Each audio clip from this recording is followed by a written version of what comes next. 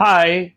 Kung ikaw ay laging takot, ninenerbiyos, tutulungan ko kayo ngayon, no? O tuturuan ko kayo ng tool para lusawin yung mga namumuong negative thoughts, no?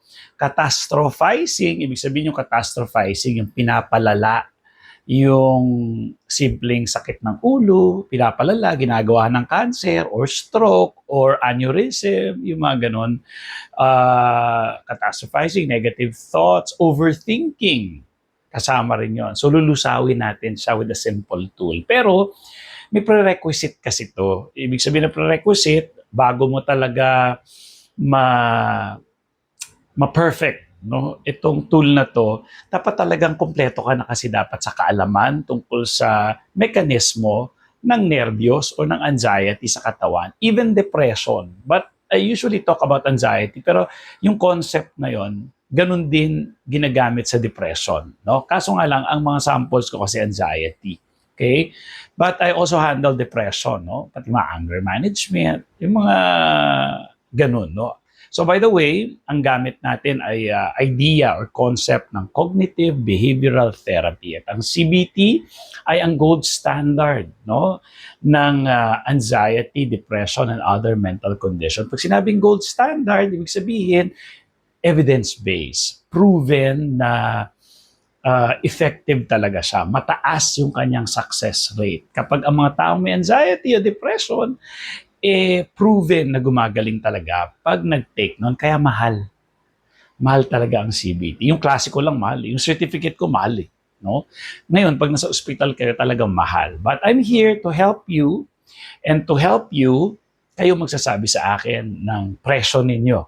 No? Hindi ako. Kapag nakita kong fair sa akin, then schedule kita for talk time, no? Usap tayo, me as your coach. Pero another prerequisite, no?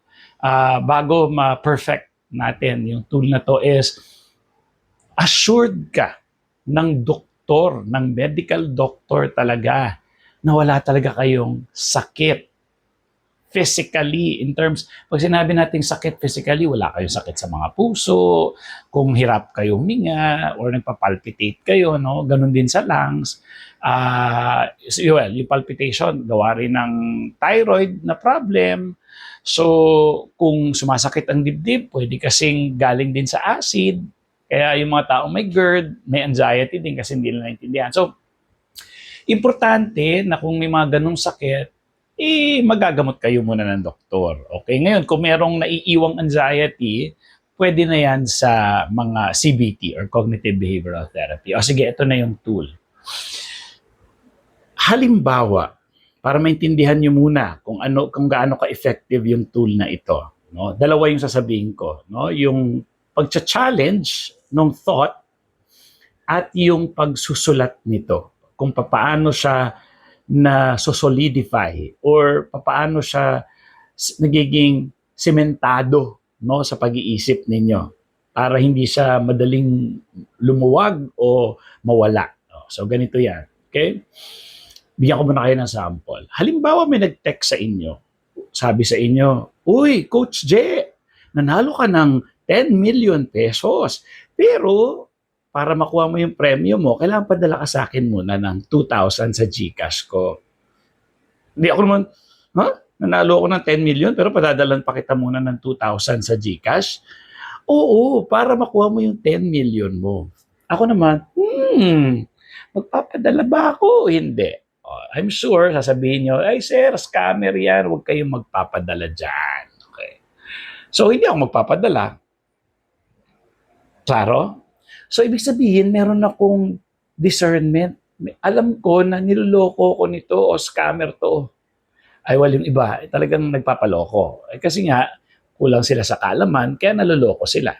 Dahil tayo, alam na natin na style ng scammer yan, hindi tayo nagpapaloko. So, ganun ka-importante na may kaalaman ka para hindi ka maloko. Ganun ang ginagawa ng utak natin sa atin. Masama ba yon? Kung titingnan natin, ginagawa lang ng utak natin, specifically, no, yung amygdala, no, yung part ng brain para doon sa mga danger. Naku, 24 hours yan, nag-aabang na, teka lang, kailangan niligtas ko tong si Coach Jeremy, baka may panganib. So, lagi siyang alerto, no? Ngayon, kung masyado ka magpapaniwala sa kanya at hindi mo ginagamit yung frontal cortex mo, then padadala ka dun sa amygdala sa takot na yun. Kunyari, sumakit ulo ko. Sasabihin ni amygdala, naku, baka cancer yan. Huwag na natin paabutin sa cancer. Magpatingin ka, punta ka na sa ER. So, punta ako sa ER kung wala akong alam. Gagastos ako doon, pauwiin lang din naman ako. Tapos, kagagaling ko lang doon 3 days ago din. So, dahil naniwala ako sa amygdala ko, ngayon dahil meron ka ng kaalaman na porket ba masakit ulo, cancer agad? Hindi ba pwedeng kulang lang sa tubig, kulang sa tulog, gutom, at kung ano-ano pang mga pwedeng rason na pang-araw-araw lang naman at hindi malala? So, ang gumagana doon yung frontal cortex ko, yung executive decisioning or rationalizing nung brain ko. So, ginagamit niya yon. Kagaya rin, nung pag-iisip niyo na scam to, si frontal cortex ang nagtitame kay amygdala. Okay. Pero may mga time din na pag nasa panic attack mode ka na, si frontal cortex mahirap na siyang manalo kasi si amygdala gusto kanyang iligtas lang. Halimbawa, sa totoong danger, sunog. Si frontal cortex mo magsasabi pa na, uy, dali mo yung laptop mo. Uy, ay yung mga pera mo, dalhin mo kasi ano. Uy, siya magsasabi pa noon. Pero si amygdala, hindi na, malis ka na dyan, mamatay ka, masusunog ka, ikaw naman takbo ka na. So, ang nagawa ni amygdala, nailigtas ka. Samantalang si frontal cortex, natanga-tanga pa minsan no, kung ano pa pinag-iisip. So, ang kaganda ni amygdala, paninervyosin ka na niya para makaiwas ka na dun sa sunog. Okay? So, ang galing no, ng utak natin, may mga ganun-ganun tayo. So, ngayon, ano yung tool? O, naintindihan niyo na kung paano yung mechanism. So, ang tool is, hindi lahat ng sasabihin ng utak natin ay totoo. Hindi lahat.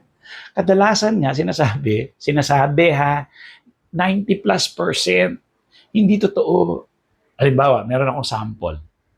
Sabi niya, o ano nangyari dun sa, nag-alala daw siya kasi yung anak niya, 6:00 na wala pa.